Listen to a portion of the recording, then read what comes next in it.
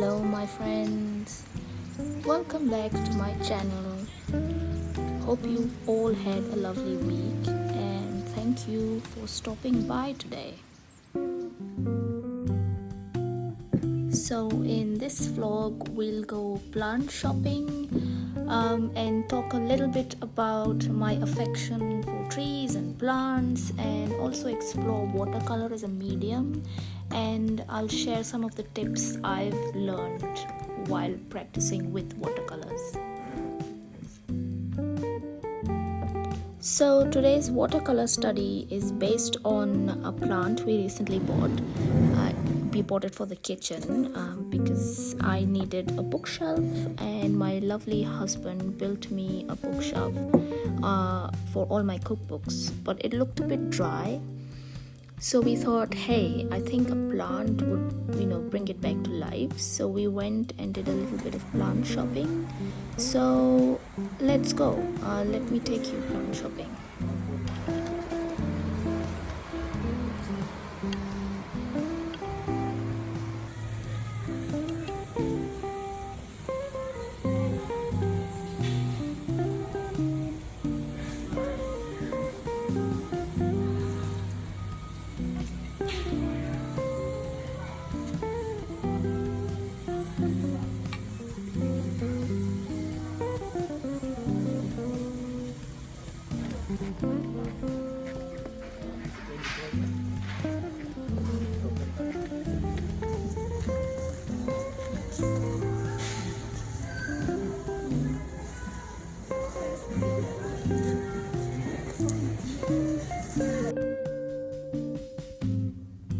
The plant has found its home. It's on the bookshelf, as you can see. It definitely helps liven the space, and because it's a hanging plant, it's going to grow downwards, which means it's going to add more character to that space.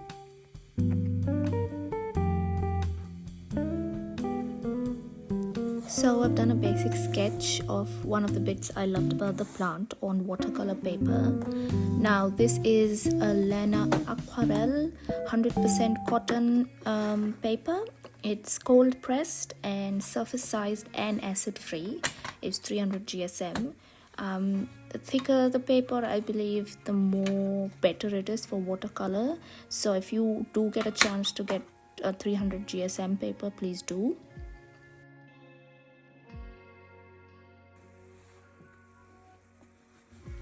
Growing up, I had a very bad experience with watercolors, so I sort of, for a decade or so, kept away from watercolors. I thought this is not going to be my medium, and in fact it was because that I didn't use the right paper when I used it the first time when I was 8 or 9 years old.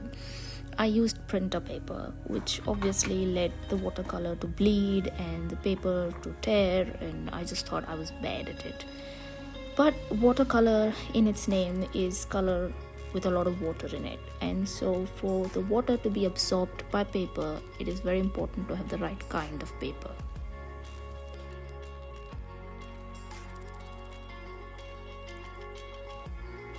Another important tip is to swatch the colors.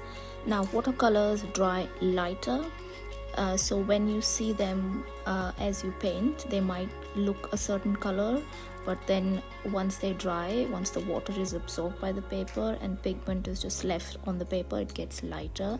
So make sure that you do a little swatch test on a piece of paper and see how it dries, so that you can adjust the color, the hue or the shade of the color.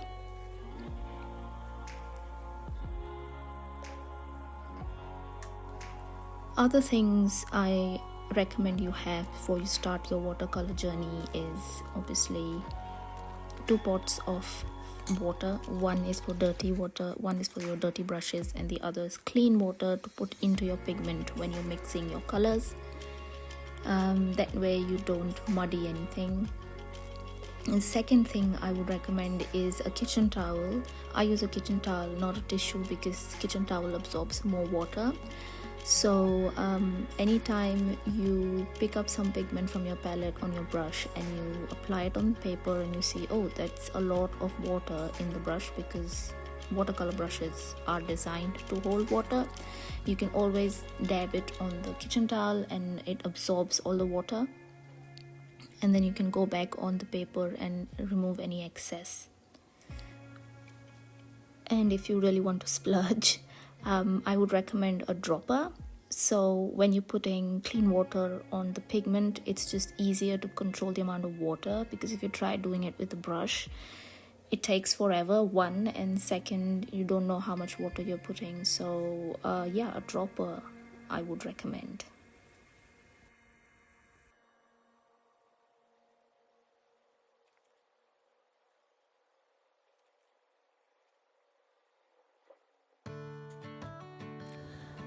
Trees have always fascinated me.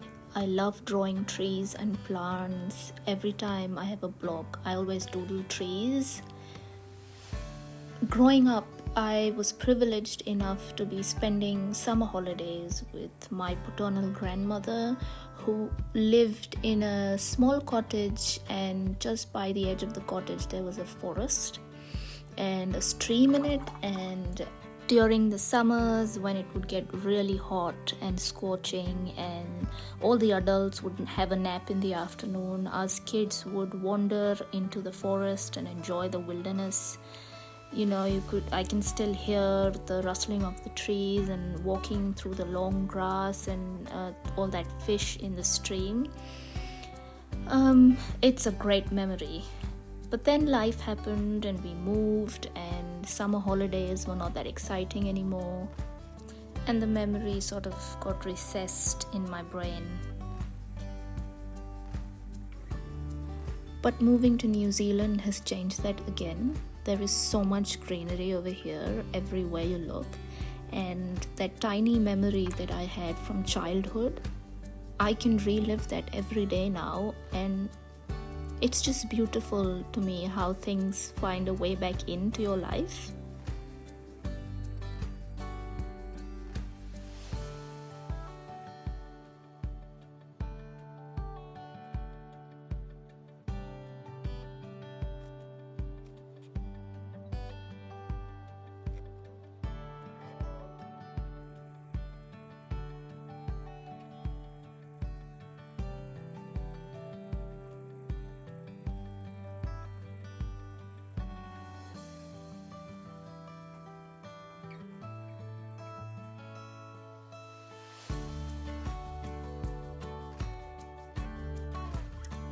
So another thing that I would like to mention is the watercolor pigment itself. You get really expensive watercolors or really cheap watercolors. They both work great. I've used both of them. The only thing you have to remember is you have to tweak your technique a bit based on which one you're using. I'm using a really expensive pigment here. I'm using Rembrandt watercolors.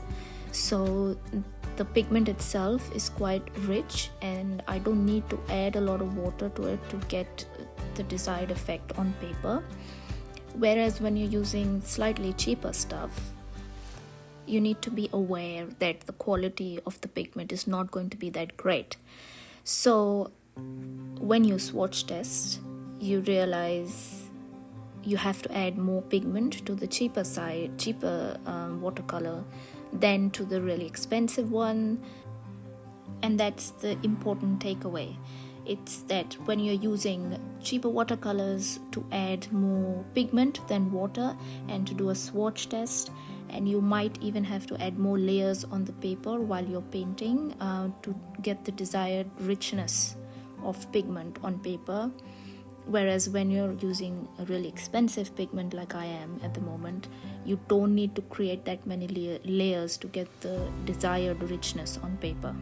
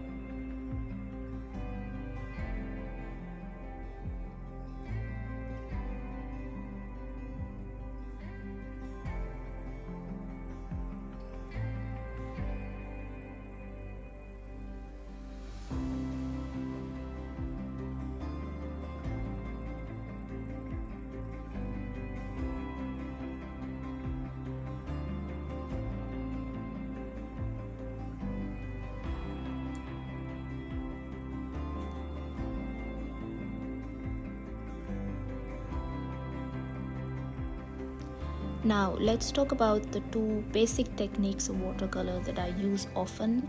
One is wet on wet and the other is wet on dry. What I'm attempting here first is wet on dry. So I've created my base layer of the leaf and now I'm beginning to put in the veins. So I've let the base layer dry completely and then I've gone in with a really thick, more pigment and less water mixture, and then just attempting to create the veins of the leaves.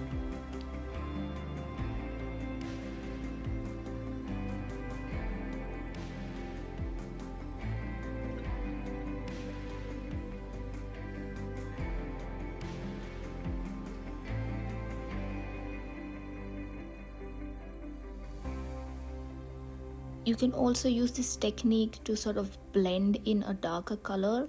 You can see here that I'm trying to darken the tip of the leaves from where they're growing out, and what all I'm doing is putting in a darker color on top of the already dried watercolor leaf, and then with just clean water I've blended it out so that it sort of feels like it's merged with the leaves. The other technique is wet on wet. So I've completely covered that leaf with water and I've put in a dark color on the side and let it blend in, and then I've gone in with a drier brush and just removed excess water from it. I feel these are the two main techniques that you really need to focus on to practice to get better at watercolors. Of course, I'm learning as well and I've practiced a lot before I'm saying this, but once you master these two techniques, the effects you can create with watercolors are plenty and you'll really start to enjoy using them.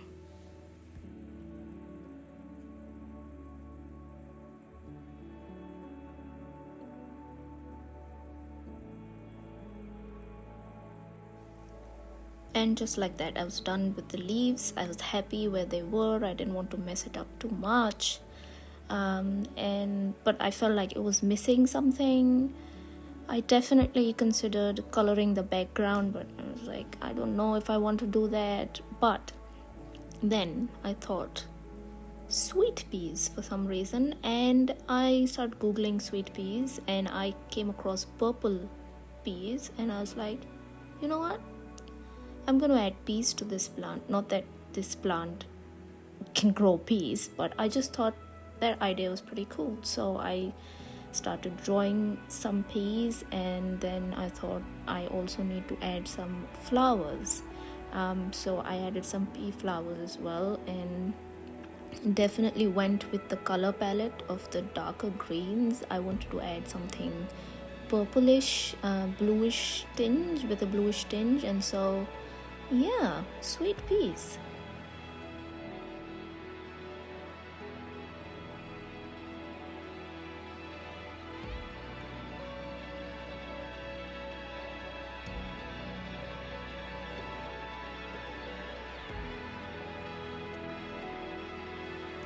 The key to watercolor is patience, and for someone like me who is a very impulsive artist, I never thought watercolor would bring me joy, but recently I've realized for someone who goes through anxiety a lot on a daily basis, watercolor is a very good exercise, a calming exercise for me. You have to be patient, you have to let the layers dry, and then only can you produce a great piece of art. So it really helped me to calm down, breathe, do it one layer at a time.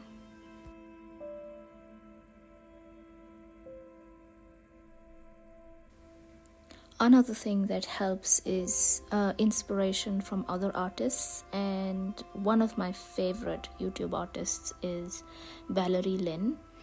She is the most amazing motivator and speaker of an artist's life and how lonely it can be sometimes.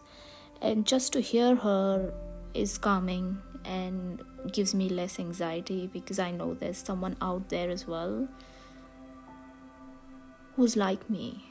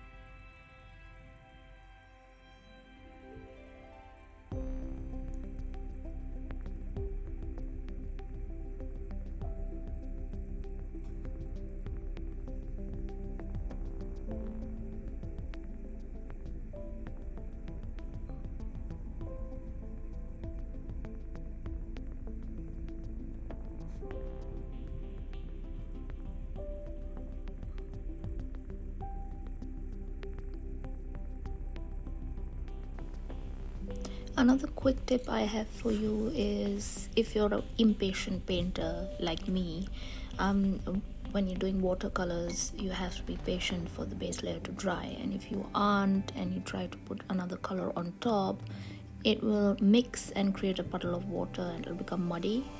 So if that happens, quickly take your kitchen towel and just dab the excess water from the page and pick up all the pigment, which will give you a blank space, and you let it dry and then you can come back and color correct.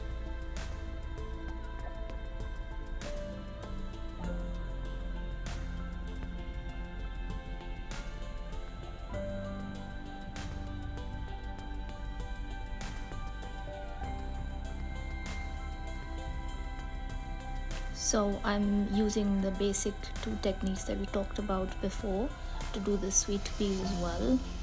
Like I said, you just need, at least for me, the two techniques you need are those, and you can just keep exploring with watercolors.